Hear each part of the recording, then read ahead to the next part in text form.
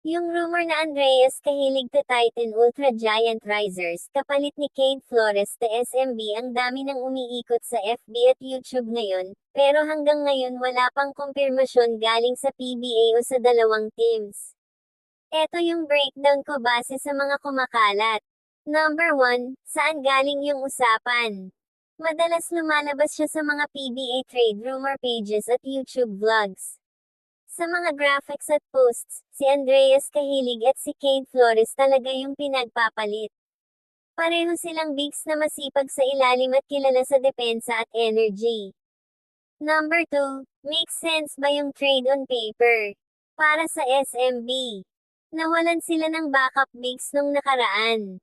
Si Andreas kahilig solid role player, pero 34 na siya at mas kailangan ng SMB ng mas bata at athletic na big na pwedeng tumakbo kasama nila Fajardo. Si Cade Flores 25 years old lang, motor, at 6.8 rebound per game, at magandang pang long term.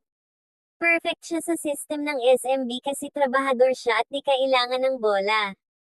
Para sa Titan Ultra Giant Risers, nasa 4-7 sila last Philippine Cup. Rebuild mode sila. Si Andreas kahilig veteran na, pero hindi siya franchise player. Mas kailangan ng Titan ng youth. Kaya kung totoo man, talo daw tingin ng mga Titan fans kasi binibigay nila si Cade Flores na mura pa kontrata at part ng future. Ang analysis nga ng isang blog, kung Molotov to WAF for Cade Flores nga daw yung usapan, major win for Titan kasi kukuha sila ng veteran. So kung Andreas kahilig ang kapalit, mas lalo.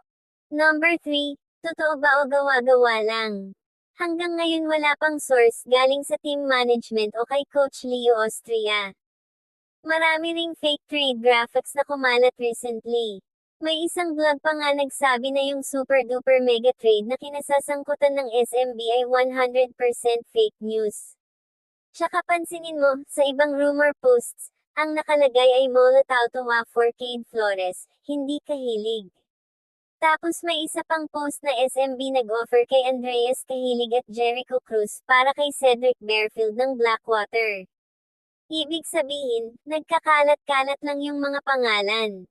Ang masasabi ko dito, hindi imposible, dahil need ni SMB ng mas batang big. Kailangan naman ni Titan ng veterans at leadership. Fit sa needs ng dalawa. Pero medyo hindi balanced dahil mas mataas ang trade value ni Cade Flores ngayon dahil bata, mura, at tumataas. Si Andreas kahilig maganda pa pero papalapit na sa dulo ng career. Kung ako sa Titan, hihingi pa ako ng draft pick.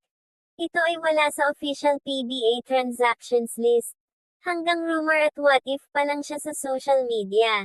Sa tingin mo, papayag ba si SMB na ibigay si Cade Flores? O mas trip mo makita si Andreas Kahilig na mag-lead sa Titan?